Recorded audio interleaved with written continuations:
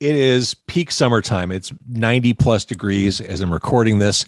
I've got the AC cranked. I've got a laptop going here. I've got my stereo on over there. I have a fan plugged in on me right now. All kinds of electronics are being used throughout my house as I record this. Power costs a lot of money, but it doesn't have to. Enter solar. Power your home with solar. Sopel Solar, SOPEL, solar.com makes it so that you can finally, once and for all, have cost certainty. You can take control of your power. And the best part, you don't even have to write a check. Get started, get those panels on your house, start taking control of the power and saving yourself money. Not just here or there, long-term significant savings across the board. SopelSolar.com.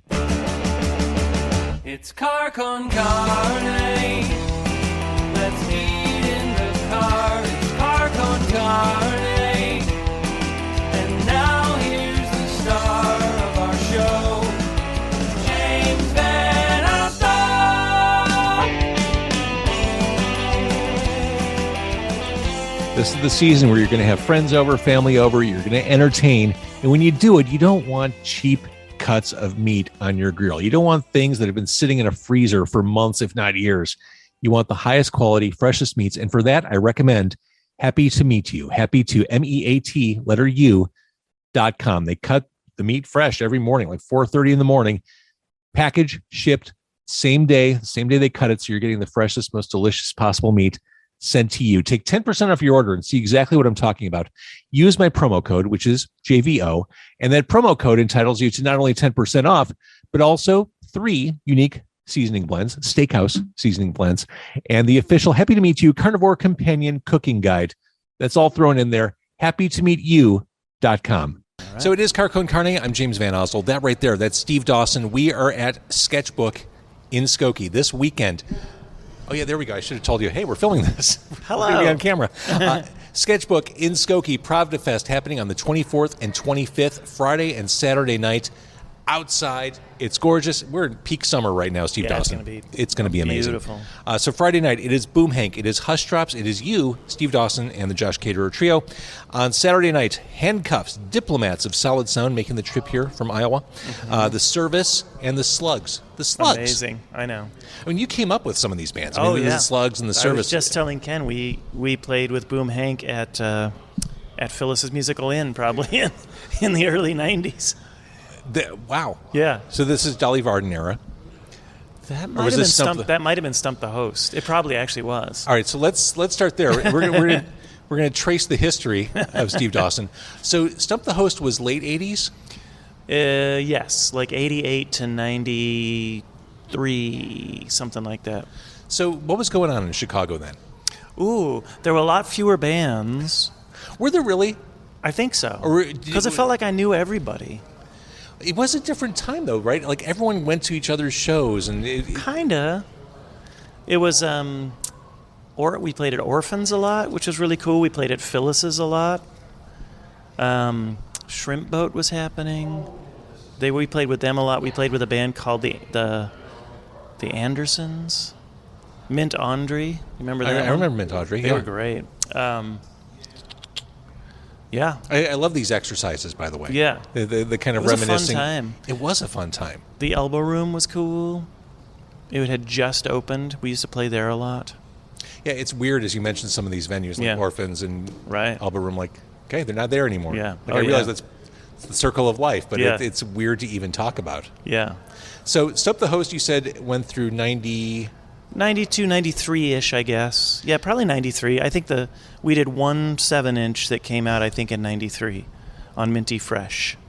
I think we were one of Minty Fresh's first. I was going to say that had to have been one of the first releases, yeah. And then what led to the creation of Dolly Varden? Stump the Host kind of imploded in several ways without going into the details. Yeah, it just kind of imploded, and Diane Christensen, my wife, and the person I sing with, mother of my child,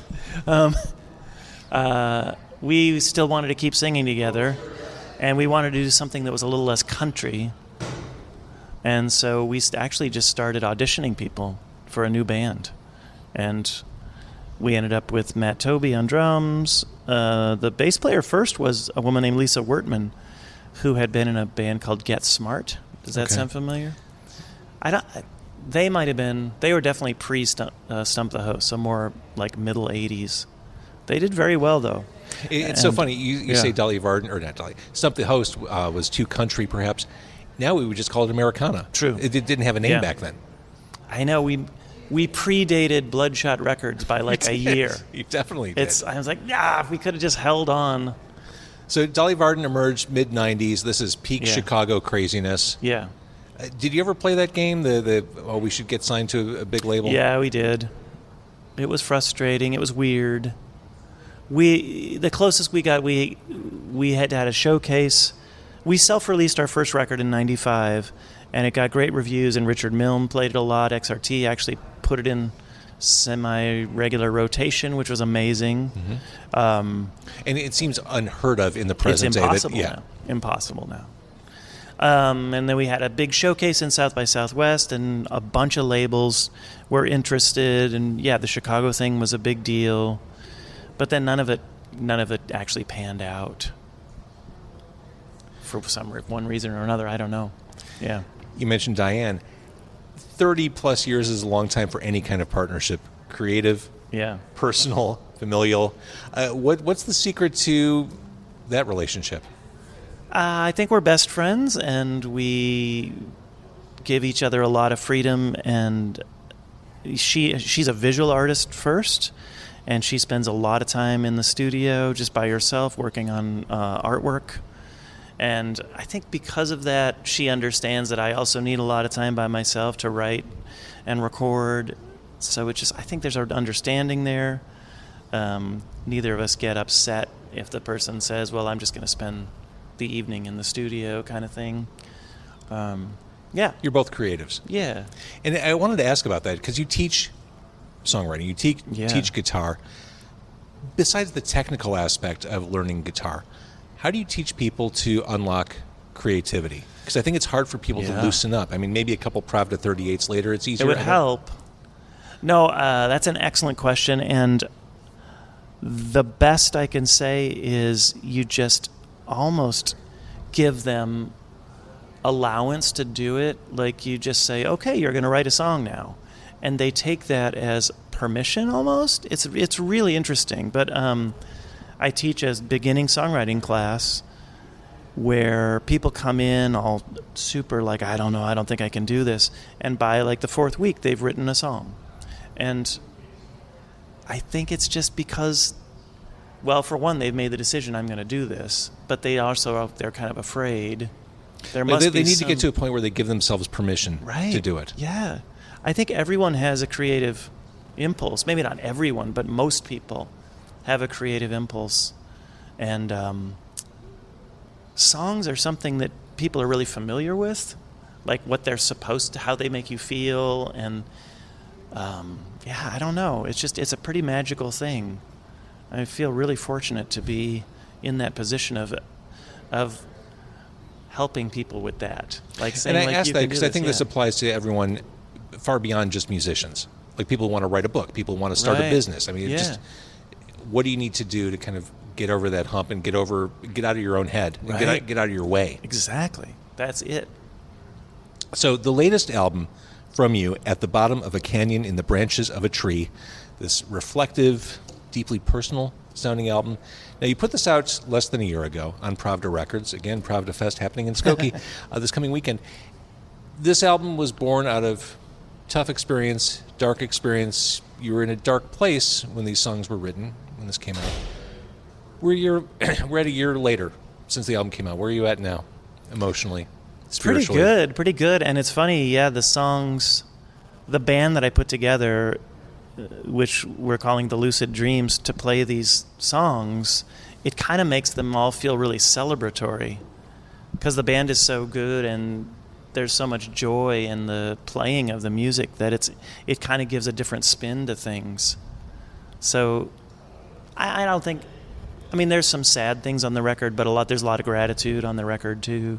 But the songs live have transformed to more joyous, I would say. I made a wish. I love this line. I said this the last time I talked to you. I made a wish. It did not come true. I found other things to do. Exactly. Yes. I love that. Now, you decided to go solo. We talked about Dolly Varden. You decided to go solo 15, 17 years ago? I made the first solo record in 2005, maybe. Did you feel like you had to do that just for your own?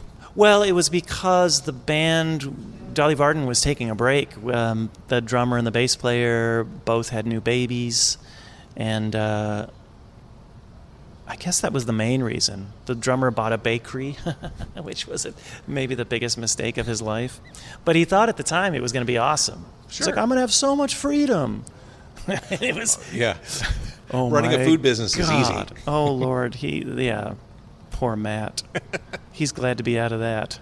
Anyway, so that was going on, and we weren't able to meet up as much, and we weren't going to be able to tour or anything, so I just started recording at home and just doing the songs on my own, kind of because I had a bunch of songs and I wanted to do something with them. So with this album, again, it's out on Pravda Records, at the bottom of a canyon in the branches of a tree. You seem like the kind of person, Steve, who's always writing, who's always creating, who has a notebook, be it digital or physical. I mean, do you have a lot of songs? Like, what's the next direction for you? I have stuff that I recorded around the same time as this record that still needs to be mixed, and then I do have a bunch of other songs. So I'm just kept cooking in my mind like how I want to present them, like what the next. I have all these ideas, like to try this, I'd like to try this. I think that's maybe my biggest problem is I want to try everything. So I do the funeral Bonsai Wedding thing, and I do the Dolly Varden and solo things. If I could just stick to one thing, I'd probably be better off. But I think it keeps it interesting to me to try playing with different musicians and trying different things. So, I'm not really sure. Maybe something more acoustic next is something I'm kind of thinking, but who knows? I could change my mind when I leave today. So Friday, June 24th, you're playing at Pravda Fest. Who's in your band Friday night? So it's Diane singing harmony. It's a guy named Alton Smith on piano and singing, who's amazing. He's from Georgia, very soulful guy. John Abbey on bass, who's the bass player in town. Actually, there's a bunch of great bass players in town, but John is in the top tier. Larry Brown is the drummer, who's fantastic. Tommy Zender playing guitar and singing harmonies. And I've known Tommy forever, and he and I work off each other really well, and he sings harmonies great. So that's a full lineup here. It is. Yeah. All right, Steve Dawson playing Pravda Fest. It is happening Friday the 24th, all weekend long, top to bottom. 4 bands each night, celebrating 38 years of Pravda Records. We can enjoy Pravda 38 beer as we enjoy you live outside. Steve Dawson, thank you so much. Oh, thank you so much. All right, we're going to wave goodbye.